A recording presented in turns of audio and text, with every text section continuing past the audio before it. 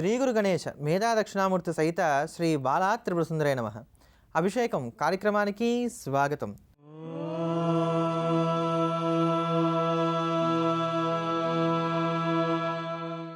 దుర్గే స్మృతా హరసి భీతిమశేష జంతోః స్వస్థై స్మృతా మతిమతీవ శుభాన్ దదాసి దారిద్ర్య దుఃఖ వైహార్ణికాత్వదన్య సర్వోపకారకరణాయ సదాద్రచిత్త.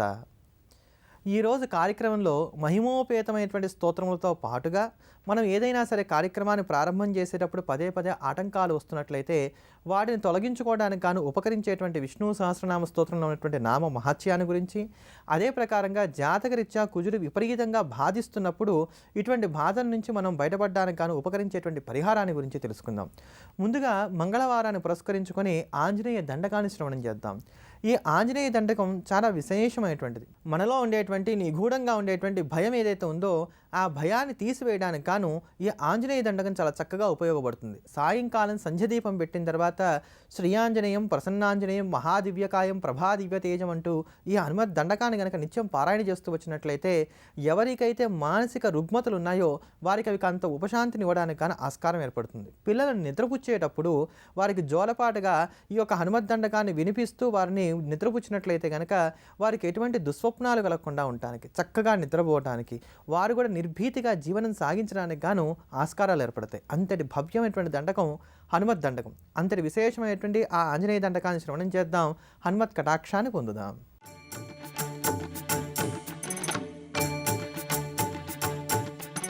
శ్రీయాంజనేయం ప్రసన్నాంజనేయం ప్రభాదివ్యకాయం ప్రకీర్తిప్రదాయం భజే వాయుపుత్రం భజే బాలగాత్రం భజేహం పవిత్రం భజే సూర్యమిత్రం భజే రుద్రరూపం భజే బ్రహ్మతేజం వటంచుం ప్రభాతంబు సాయంత్రమీ నామ సంకీర్తనల్ చేసి నీ రూపు వర్ణించి నీ మీదనే దండకం ఒక్కటించేయనూహించి నీ మూర్తి నింగాంచి నీ సుందరం పెంచి నీ దాసదా సుందరై రామభక్తుండనై నిన్ను నే కొల్చెదన్నీ కటాక్షంబునందూచితే వేడుకల్ చేసితే నా మురారించితే నన్ను రక్షించితే అంజనాదేవి గర్భాన్వయాదేవనించనేనంత వాడందయాశాలి వై చూచితే దాతవై ప్రోచితే దగ్గరం పిలిచితే తొల్లి సుగ్రీవునకు మంత్రి వై స్వామి కార్యంబునందుండి శ్రీరామ సౌమిత్రులను చూచి వారిని విచారించి సర్వేషు పూజించి యవ్వానుజుంబంటు గావించి యవ్వాలిని చంపికా కుత్సతిలకుందయా దృష్టి వీక్షించి కిష్కిందకే తెంచి శ్రీరామ కార్యార్థమై లంకకే తెంచియున్ లంకిణిం చంపియున్ లంకయున్ గాచియున్ భూమి జంజూచి ఆనందము పొంగయాయుంగరం వెచ్చి ఆరత్నం వెచ్చి శ్రీరాముకున్నిచ్చి సంతోషును చేసి సంజీవును నంగదుం జాంబవంతాది నీలాదులు కూడి ఆ సేతువుం దాటి వానరుల్ మూకలై దైత్యులంద్రుం సగా రావణుండంతకారాగ్నియుగ్రుండుడై కోరి బ్రహ్మాండమైనట్టి ఆ శక్తి నిన్వేసి ఆ లక్ష్మణున్ మూర్ఛనొందింపగానప్పుడే పోయి సంజీవినిన్ తెచ్చి సౌమిత్రికిన్నిచ్చి ప్రాణంబు రక్షింపగా కుంభకర్ణాది వీరాళితో పోరాడి చండాడి శ్రీరామ బాణాది వారందరిన్ రావణున్ చంపగానంత లోకంబురానందమై ఉండ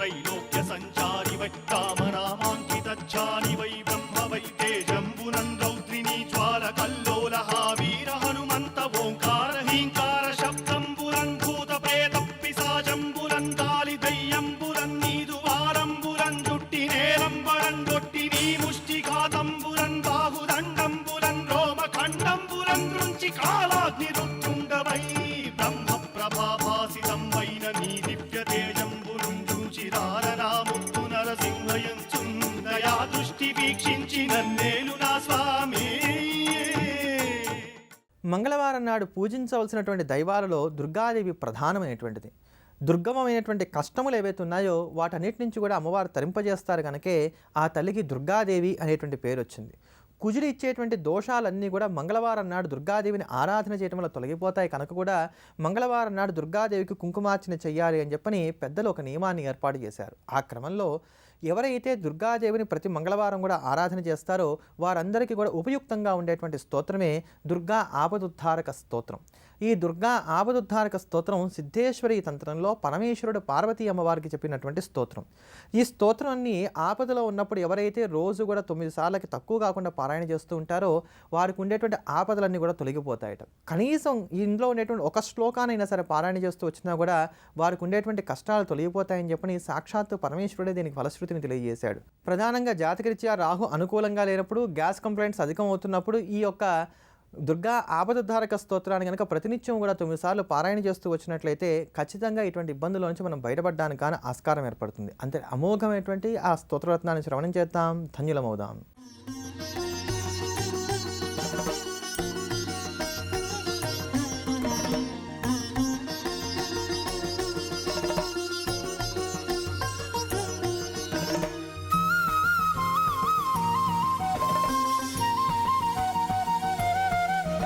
नमस्ते शरण्ये शिवे सानुकम्पे नमस्ते जगद्व्यापिके विश्वरूपे नमस्ते जगद्वन्द्यपादारविन्दे नमस्ते जगत्तारिणि त्राहि दुर्गे नमस्ते जगच्चिन्त्यमानस्वरूपे नमस्ते महायोगि विज्ञानरूपे नमस्ते नमस्ते सदानन्दरूपे नमस्ते जगत्तारिणि त्राहि दुर्गे अनाथस्य दीनस्य तृष्णातुरस्य भयार्तस्य भीतस्य बद्धस्य जन्तोः त्वमेका गतिर्देवि निस्तारकर्त्री नमस्ते जगत्तारिणि त्राहि दुर्गे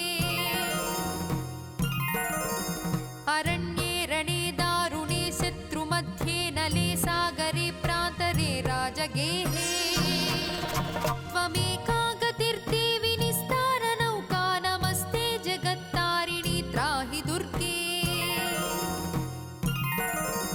अपारे महादुस्तरेत्यन्तघोरे विपत्सागरे मज्जतां देहभाजा त्वमेका गतिर्देवि निस्तारहेतुर्नमस्ते जगत्तारिणि त्राहि दुर्गे नमश्चण्डिके चण्डदुर्दण्डलीला समुत्खण्डता खण्डिता शेषशत्रो त्वमेका गतिर्देवि निस्तारबीजं नमस्ते जगत्तारिणि त्राहि दुर्गे त्वमेवाघभावा धृता सत्यवादिर्न जाता जिता क्रोधना क्रोधनिष्ठा इडा पिङ्गला त्वं सुषुम्ना च नाडी नमस्ते जगत्तारिणि त्राहि दुर्गे नमो देवि दुर्गे शिवे भीमनादे सरस्वत्यरुध्यल्तमोघस्वरूपे विभूतिः सचीकालरात्रिः सति त्वं नमस्ते जगत्तारिणि त्राहि दुर्गे शरणमसि सुराणां सिद्धविद्याधराणां मुनिमनुजपशूनां दस्युभिस्त्रासितानां नृपतिगृहगतानां व्याधिभिः पीडितानां त्वमसि शरणमेका देवि दुर्गे प्रसीद. హనుమత్ సంబంధమైనటువంటి స్తోత్రాలలో హనుమాన్ భుజంగ స్తోత్రానికి ఒక ప్రత్యేకత ఉంది. భుజంగ వృత్తంలో సాగేటువంటి స్తోత్రం గనక దీనికి హనుమాన్ భుజంగం అనేటువంటి పేరుంది.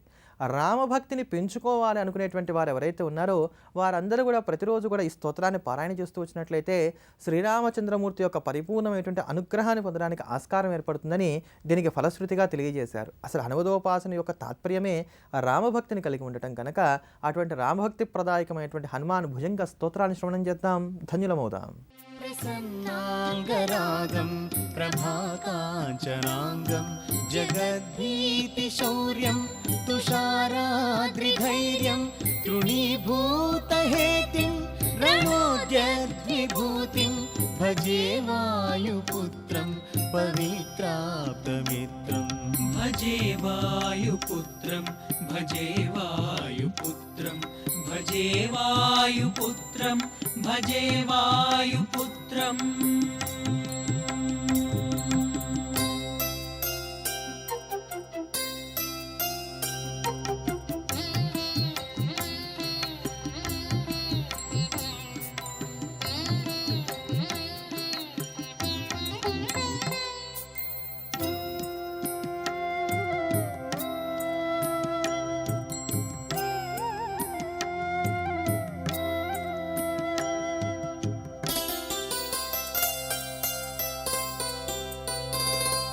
భజే పావనం భావనానిత్యవాసం భజే బాలభాను ప్రభాచారుభాసం భజే చంద్రికాకుందమందారహాసం భజే సంతతం రామభూపాలదాసం.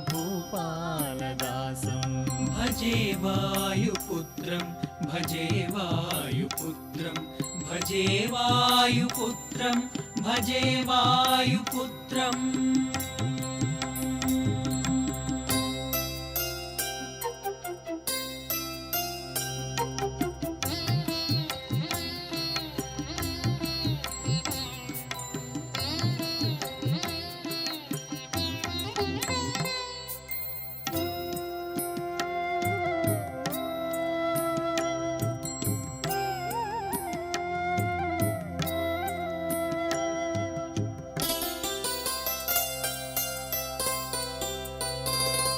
భజే లక్ష్మణ ప్రాణరక్షాదిరక్షం భజే తోషితానేకగీర్వాణపక్షం భజే ఘోర సంగ్రామ సీమాహతాక్షం భజే రామనామేతి సంప్రాప్తరక్షం.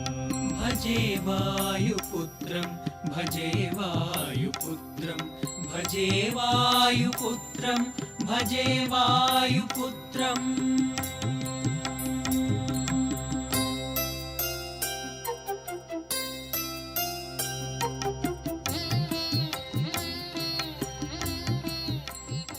హే స్వామినాథ కరుణాకర దీనబంధో శ్రీ పార్వతీచ ముఖపంకజ పద్మబంధో అంటూ సాగేటువంటి సుబ్రహ్మణ్యాష్టకం చాలా విశేషమైనటువంటి స్తోత్రం.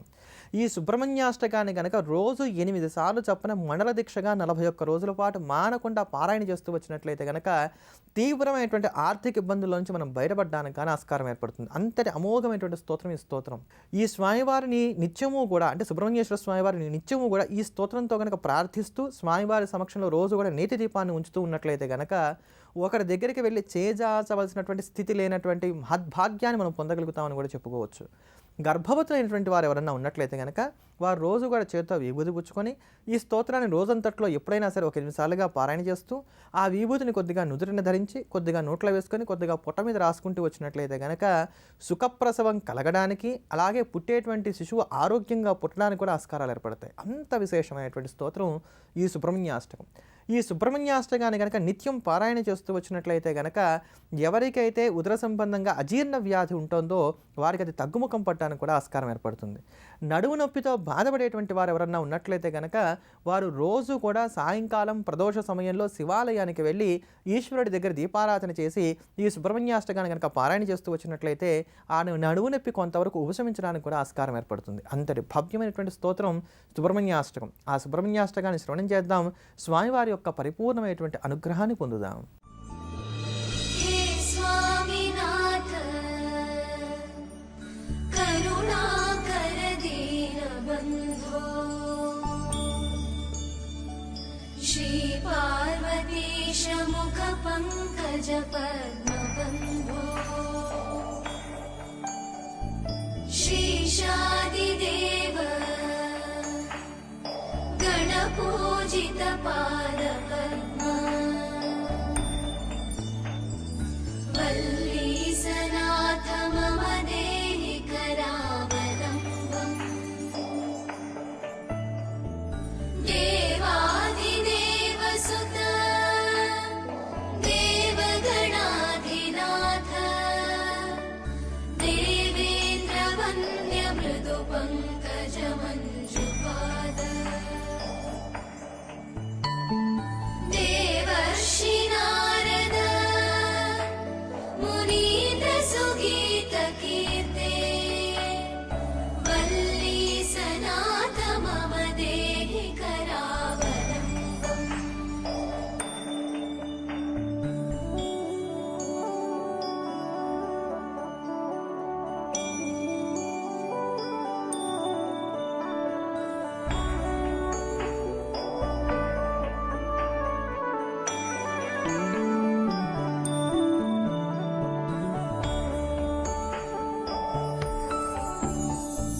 नित्यानदान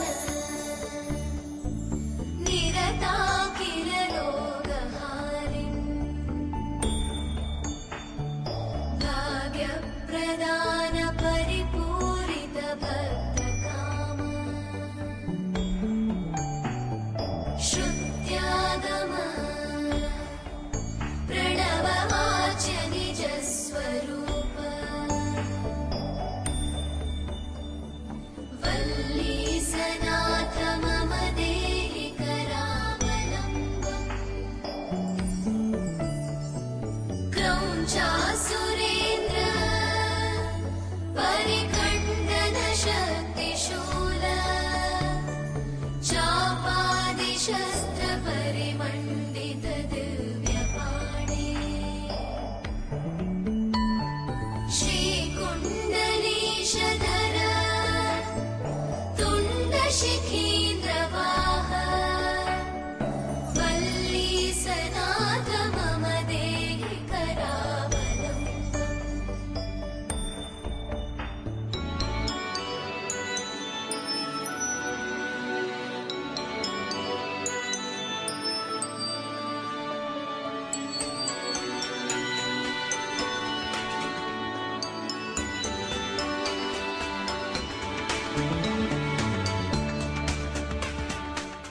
మనం ప్రతిరోజు కూడా విష్ణు సహస్రనామ స్తోత్రంలో ఉన్నటువంటి నామ మహత్యాలను గురించి తెలుసుకుంటున్నాం కదా. ఆ క్రమంలో ఈ రోజున విష్ణు సహస్రనామ స్తోత్రంలో ఉన్నటువంటి 96వ నామ విశిష్టతను గురించి తెలుసుకుందాం. ఆ నామమే ఓం అజాయ నమః. ఓం అజాయ నమః ఇది ఒక విశేషమైనటువంటి నామం. అజుడు అంటే పుట్టుక లేనటువంటి వాడు అని అర్థం.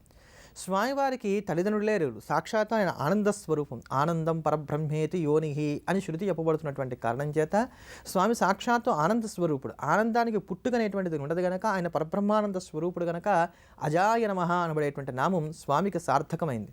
ఆయన నుండి సృష్టి వస్తోందే తప్ప సృష్టి నుంచి ఆయన రావట్లేదు కనుక కూడా శ్రీమన్నారాయణమూర్తికి అజాయ నమః అనబడేటువంటి నామం ఏర్పడింది. ఈ అజాయ నమః అనబడేటువంటి నామాన్ని ప్రతినిత్యము కూడా 108 సార్లు జపన పారాయణ చేస్తూ వచ్చినట్లయితే మనకి ఏవైతే మనం సంకల్పం చేసినటువంటి పనుల్లో అవరోధాలు కలుగుతున్నాయో ఆ అవరోధాలన్నీ కూడా తొలగించుకొని మనం చేసేటువంటి పనుల్లో విజయాన్ని సాధించడానికి కానీ అవకాశాలు ఏర్పడతాయి. అంటే ఒక ధర్మబద్ధమైనటువంటి పనిని చేద్దాం అనుకుంటున్నాం, త్రికరణ శుద్ధిగా చేస్తున్నాం, మన శక్తి వంచన లేదు, అయినా దైవానుగ్రహం కలగట్లేదు అనుకునేటువంటి సందర్భాల్లో ప్రతిరోజు కూడా ఓం అజాయ నమః, ఓం అజాయ నమః, ఓం అజాయ నమః అంటూ కనుక జపం చేస్తూ వచ్చినట్లయితే కనుక 108 సార్లకు తక్కువ కాకుండా అటువంటి అవరోధాలన్నీ కూడా దాటుకొని మన సంకల్పం ఏదైతే ఉందో దాన్ని నెరవేర్చుకోవడానికి కానీ అవకాశాలన్నీ కూడా ఏర్పడతాయి. అంతటి విశేషమైనటువంటి ఈ నామాన్ని జపిద్దాం, తరిద్దాం. జాతకరీత్యా కుజగ్రహం అనుకూలంగా లేదు, విపరీతంగా బాధిస్తోంది అనుకున్నటువంటి సందర్భంలో మనం పాటించవలసినటువంటి పరిహారాన్ని గురించి తెలుసుకుందాం. సాధారణంగా కుజుడు కనుక జాతకంలో విశేషంగా బాగుండకపోతే ప్రధానంగా సహోదర సహోదరి వర్గంతో విపరీతమైనటువంటి తగాదాలు ఏర్పడుతూ ఉంటాయి. అన్నదమ్ముల మధ్యలో వైరాలు వస్తూ ఉంటాయి. అలానే తీవ్రమైనటువంటి ఆర్థిక ఇబ్బందులు వస్తాయి. అప్పటిదాకా చాలా బాగున్నాం, లక్షాధికారులు మనం ఉన్నట్టుండి ఎందుకో తెలియదు కానీ రాత్రికి రాత్రే మనం దివాలా తీయాల్సినటువంటి పరిస్థితులు వస్తున్నాయి. ఇలా హఠాత్తుగా వచ్చేటువంటి ఆర్థిక ఉపద్రవాలకి, సోదరులతో పగలు ప్రతీకారాలు పెంచుకునేంత స్థాయిలో వచ్చేటువంటి తగాదాలకి, ఇంకా విశేషించి భార్యాభర్తల మధ్యలో కారణం లేకుండా తగాదాలు ఉత్పన్నమైపోయి వీరిద్దరు కూడా విడిపోయేంత దౌర్భాగ్యమైనటువంటి స్థితి ఏర్పడడానికి కుజుడు కారణమవుతూ ఉంటాడు. ఇటువంటి సందర్భాలలో ఎప్పుడైనా సరే ఒక 8 మంగళవారాల పాటు బెల్లం కలిపి తయారు చేసినటువంటి చపాతీలన్నీ 8 మందికి దానం చేయాలి. ఏదైనా సరే దేవాలయంలో మీకు తోచినటువంటి చోట కాస్త బెల్లం పొడి కలిపి తయారు చేసినటువంటి చపాతీలు ఏవైతే ఉంటాయో వీటిని 8 మంగళవారాల పాటు 8 మందికి దానం చేయాలి. ఇలా 8 మంగళవారాలు ప్రతి మంగళవారం కూడా 8 మందికి దానం చేసేటప్పుడు జాగ్రత్తగా జ్ఞాపకం పెట్టుకోవాల్సినటువంటి అంశం ఏమిటంటే, ఏ 8 మందికి అయితే మనం ఒక మంగళవారం నాడు ఇచ్చామో చపాతి, తిరిగి మళ్ళా వాళ్ళలో ఎవరికి కూడా మిగతా వారాలు ఇవ్వకూడదు. కనుక ఒక దేవాలయంలో చేసినట్లయితే మళ్ళీ 2వ వారం చేసేటప్పుడు దానికి కొంచెం దూరంగా ఉండేటువంటి దేవాలయాలకు వెళ్ళి చేస్తూ వచ్చినప్పుడు మనం ఈ జాగ్రత్తలు తీసుకోవడానికి కానీ ఆస్కారం ఏర్పడుతుంది. లేదు మాకు ఇలా చేయడానికి కుదరట్లేదు అనుకున్న పక్షంలో ఈ బెల్లం కలిపినటువంటి చపాతీలను 8 మంగళవారాల పాటు 8 ఆవులకు తినిపించవచ్చు. ఆవులకు తినిపించేటువంటి పక్షంలో తినిపించిన ఆవుకే మళ్ళీ తర్వాత వారం తినిపించినా కూడా మనకి పెద్దగా ఇబ్బంది మాత్రం ఏర్పడదు. కనుక ఈ ప్రకారంగా చేసుకున్నట్లయితే కుజ సంబంధంగా వస్తున్నటువంటి తీవ్రమైనటువంటి ఇబ్బందుల నుంచి మనం బయటపడగలుగుతాం. ఇటువంటి క్రియా విశేషాలతోటి స్తోత్ర వైభవాలతోటి రేపటి అభిషేకం కార్యక్రమంలో మళ్ళీ కలుద్దాం. స్వస్తి. జ్యోతిర్వైద్య నిపుణులు తేజస్వి శర్మను సంప్రదించాల్సిన ఫోన్ నంబర్ 9391166344. Email tejasvi.astro@gmail.com.